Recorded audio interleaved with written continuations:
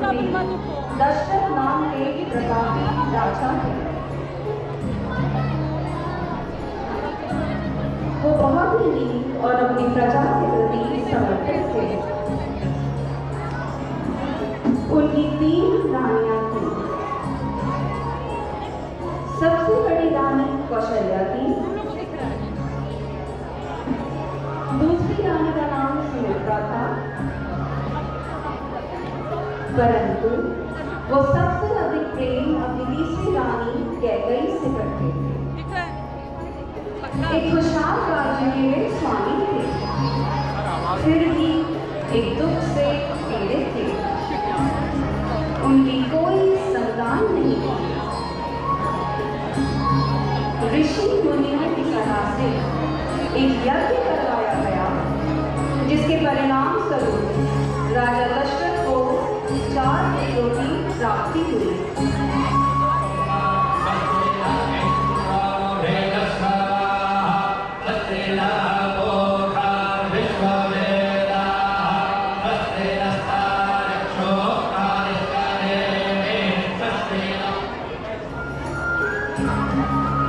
चारों राजकुमारों का पालन पोषण बहुत ही अच्छे से हुआ और बीते वक्त के साथ उनका विवाह भी हो गया। श्री राम का विवाह राजा जनक की पुत्री सीता जी से एक स्वयंवर में हुआ।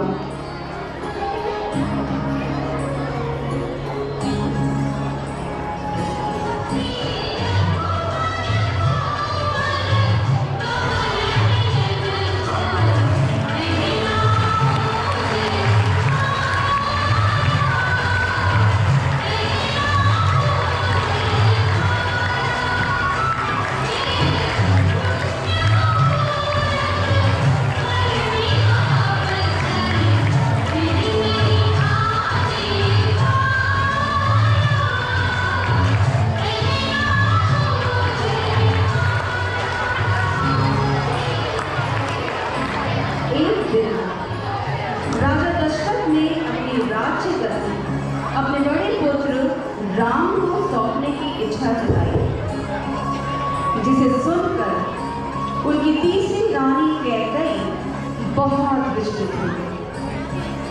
रानी चाहती थी कि उनका पुत्र भरत राजा बने।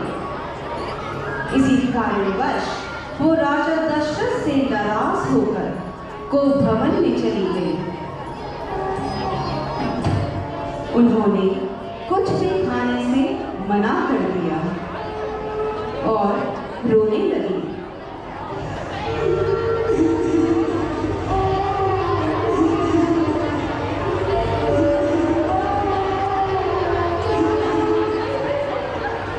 राजा दशरथ को जैसे ही ये बात पता चली, वो तुरंत रानी कैकेयी के पास उनसे मिलने कोपभवन में गए।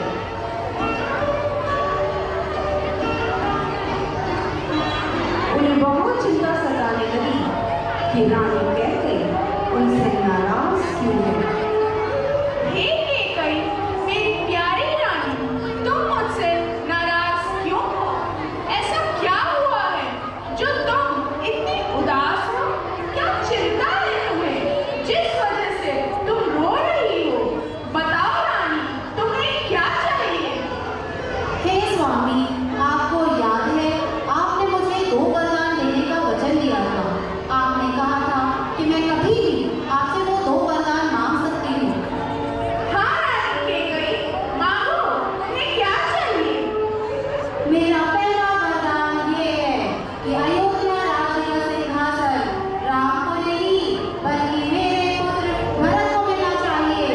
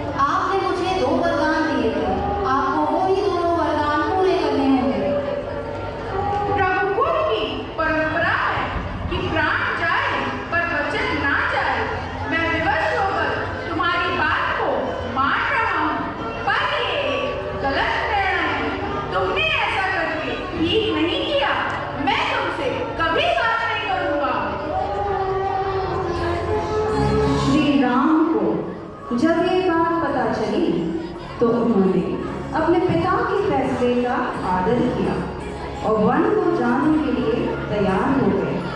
तभी अचानक सीता और लक्ष्मण उनके पास आए। हे स्वामी, आपकी पत्नी होने के नाते मैं भी आपके साथ वनवास चलूंगी। मैं यहाँ राजभवन में नहीं रहूंगी, आपके साथ रहूंगी, आपकी सेवा करूंगी। प्रिय राम भैया, मैं भी आपके साथ वनवास पर चलूंगा और आप दोनों की रक्षा करूंगा। सीता और लक्ष्मण की प्रार्थना सुनकर श्री राम ने उन दोनों को साथ में चलने की अनुमति दे दी। तीनों ने वनवासी गए हुए वस्त्र पहन लिए और अपने बड़ों का आशीर्वाद लेकर वन के लिए निकल पड़े।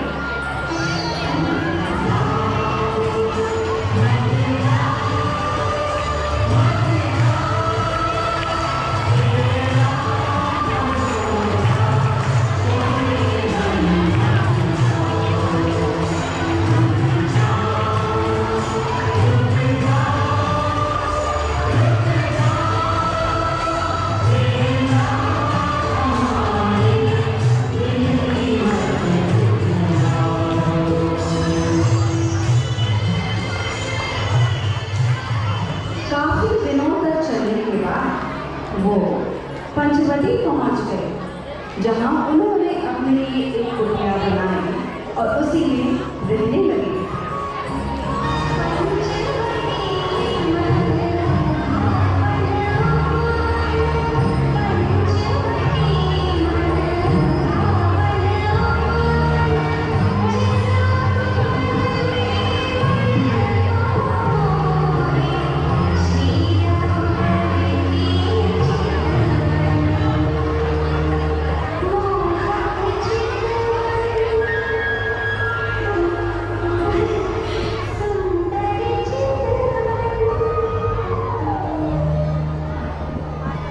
एक दिन क्या हुआ, एक राक्षसी जिसका नाम सूर्पनखा था, वन में घूमते घूमते पंचवटी पहुंच गई।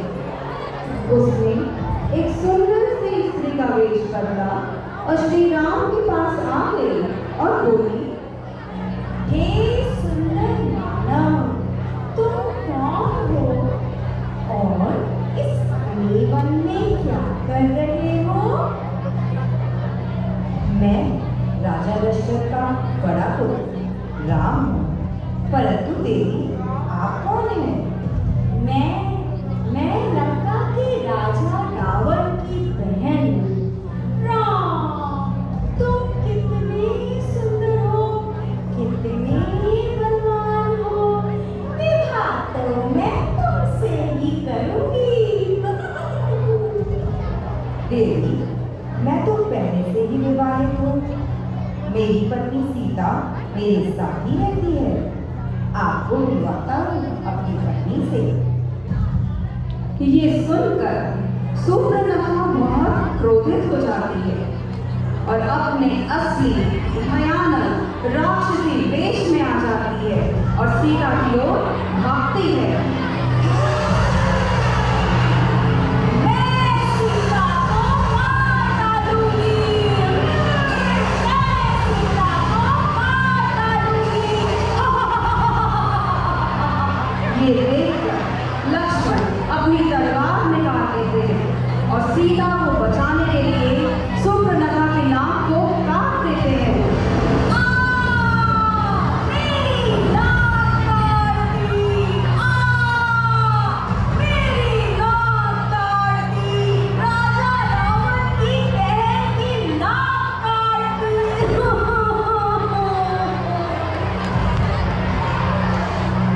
रोते रोते सूर्पनखा अपने भाई रावण, जो कि एक शक्तिशाली राक्षस था, उसको अपनी व्यथा बताने लगी। उसकी व्यथा सुनकर रावण को बहुत गुस्सा आया। उसने राम और लक्ष्मण को सबक सिखाने के लिए एक तरकीब निकाली। उसने अपने मामा मारीच को एक सुंदर से सुनहरे हिरण का वेश बदलने को बोला के वेश में बदल दिया। दोनों राम की कुटिया से कुछ दूर एक पेड़ के पीछे छिप गए। रावण ने हिरण को आदेश दिया कि वो सीता के आसपास घूमे। हे स्वामी, कितना सुंदर हिरण है। मैंने कभी ऐसा सुनहरा हिरण नहीं देखा। क्या आप इसे मेरे लिए पकड़ के लाएंगे? अवश्य सीधे मैं जी, इसे चलो। अभी पकड़ कर लाता हूँ। भैया राम, आप यही रहिए, मैं जाता हूँ और हिरण को पकड़ कर लाता हूँ। नहीं लक्ष्मण, तुम यही रहकर माता सीता की रक्षा करना। मैं जाकर हिरण को पकड़ कर लाता हूँ। राम को देखकर हिरण और तेज भागने लगा और उन्हें बहुत दूर ले गया।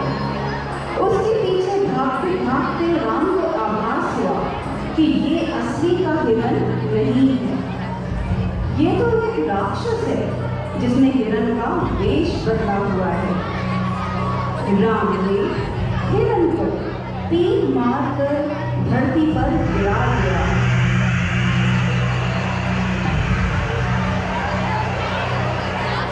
घायल होते ही राक्षस जोर से राम की आवाज निकाल कर चिल्लाया, लक्ष्मण, मैं घायल हो गया हूँ, मेरी रक्षा करो। हे सीते, मेरी रक्षा करो।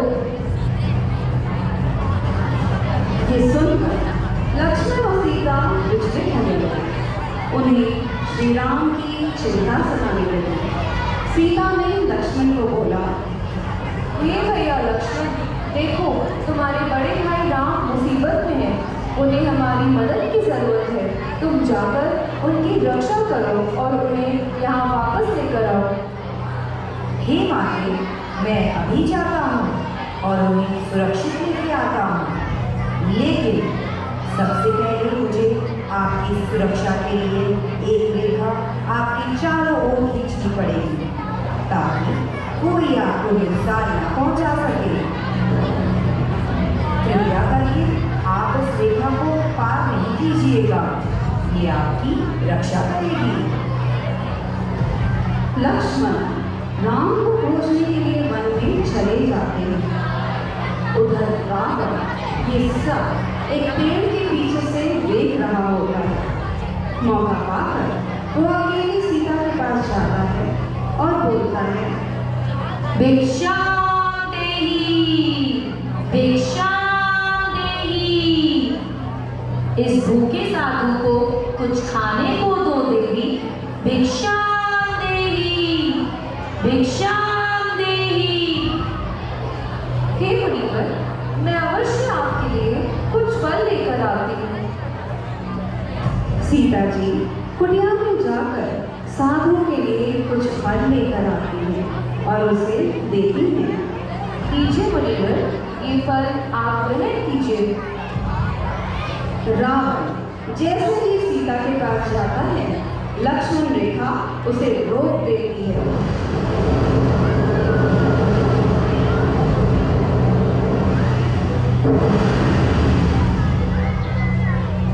ये देखकर वो गुस्से में बोलता है,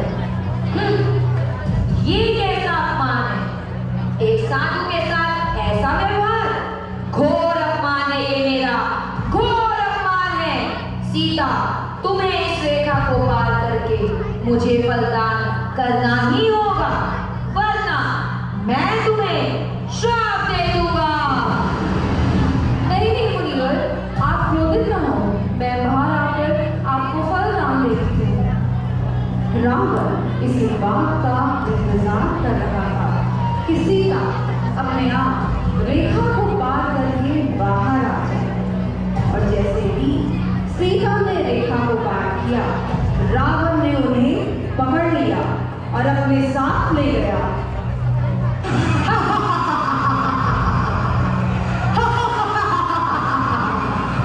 सीता, मैं कोई साधु नहीं हूँ, मैं लंका का राजा रावण हूँ।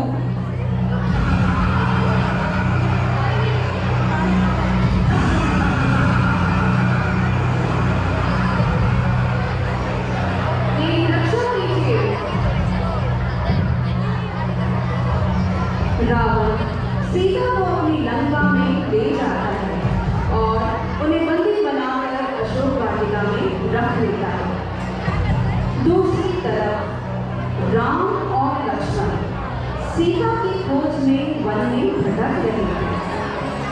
उन्हें समझ नहीं आ रहा था कि सीता को कौन लेकर चला गया है।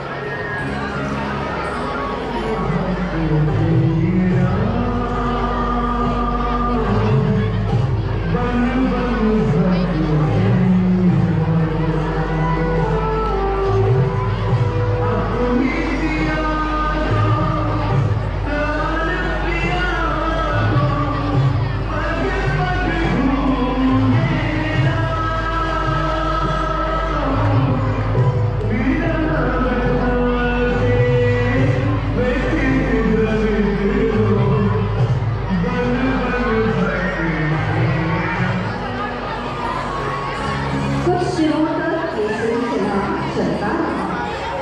तभी एक दिन उन्हें कोई मिला।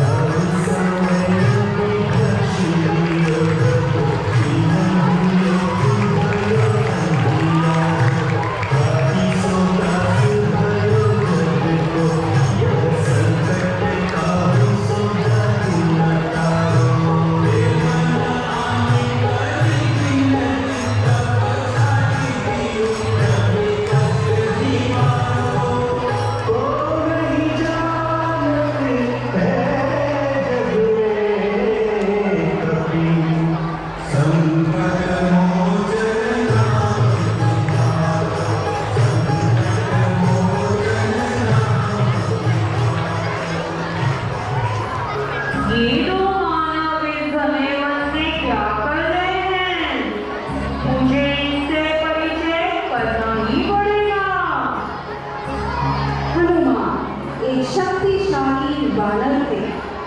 वे राम और लक्ष्मण के सामने अपना परिचय देना चाहते हैं। मेरा प्रणाम स्वीकार कीजिए। मेरा नाम हनुमान है और मैं राजा सुग्रीव का सेनापति हूँ।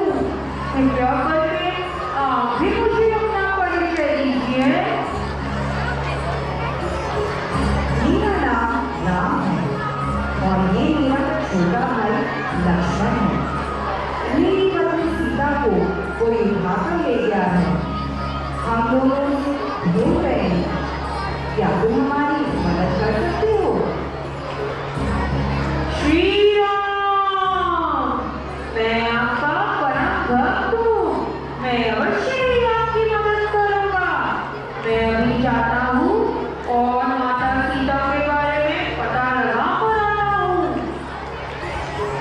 राम अपनी अंगूठी हनुमान को देते हैं और कहते हैं कि जब सीता मिल जाए तो उन्हें ये दिखा दे, ताकि सीता समझ जाए कि हनुमान को राम ने भेजा है। अंगूठी लेकर हनुमान समुद्र को उड़कर पार करके लंका के महल में प्रवेश करने के लिए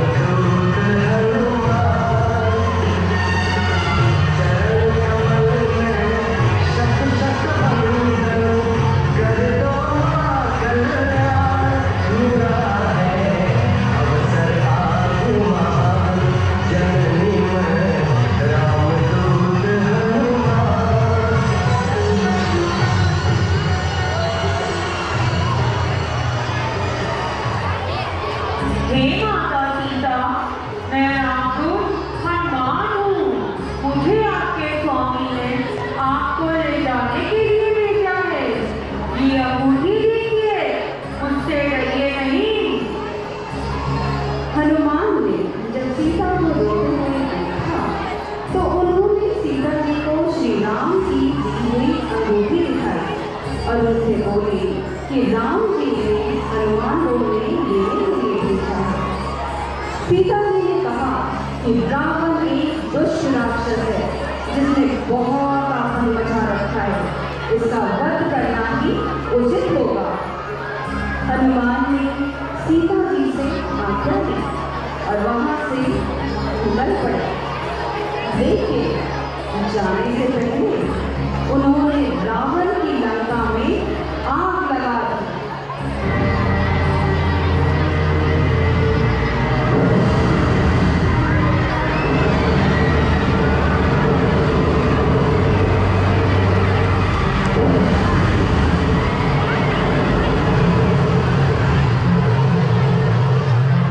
पूरा महल और राज्य जलकर राख हो गया और इस वजह से रावण बहुत क्रोधित हो गया।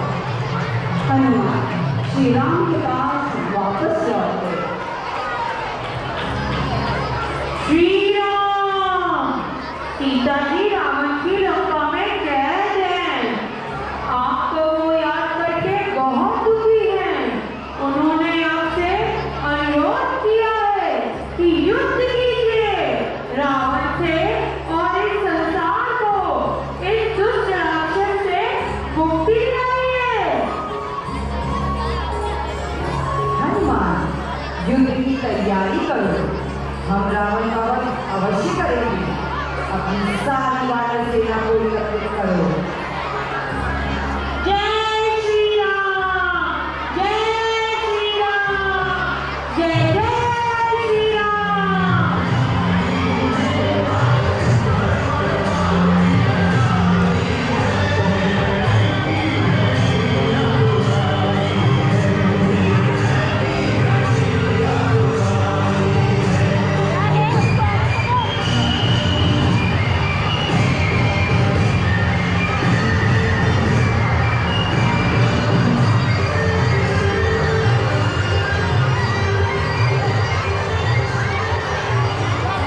हनुमान ने अपनी पूरी वानर सेना को आज्ञा दी कि सब समुद्र के किनारे एकत्रित हो।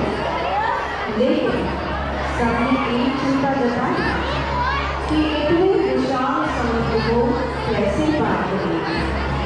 तभी समुद्र देवता ने आदेश दिया कि अगर हर एक पत्थर पर श्री राम का नाम लिखेंगे तो वो पत्थर पानी में डूबेगा नहीं। सबने ऐसा ही किया और एक एक करके सब पत्थरों को पानी में डालते गए और एक विशाल पुल का निर्माण हो गया।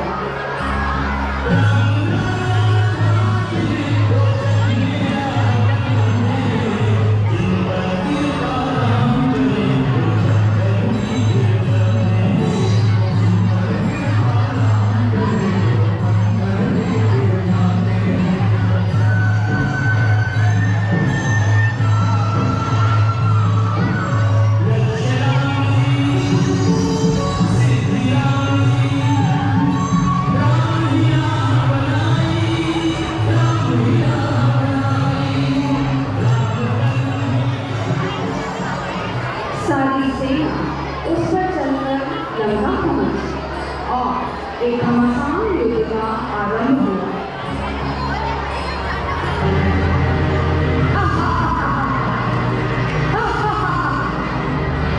ये वानर मुझसे लड़ने वाले हैं, ये छोटे छोटे बंदर।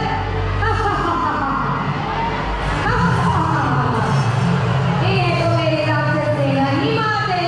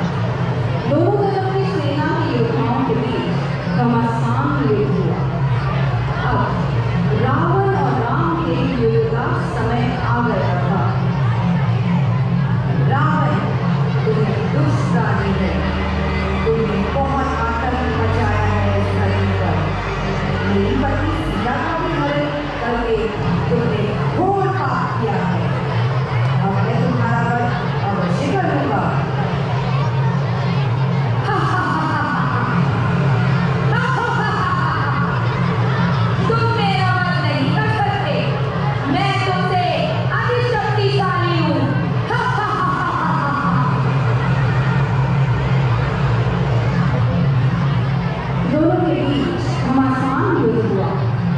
फिर राम ने रावण के सिर को गिराने के लिए तीर मारा।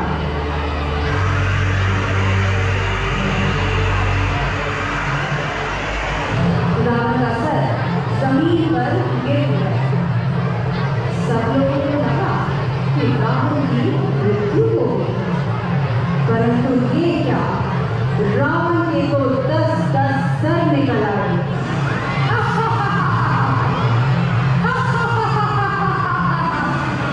देखा राम, तुम मुझे नहीं मार सकते हो, मैं तुमसे अधिक बलशाली हूँ।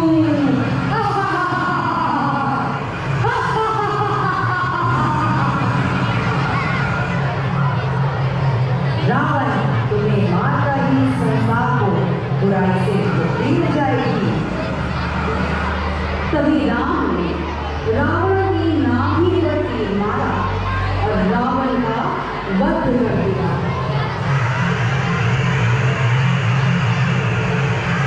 हे राम, तुमने मुझे मार दिया, तुम मुझे माफ कर दो। हे राम।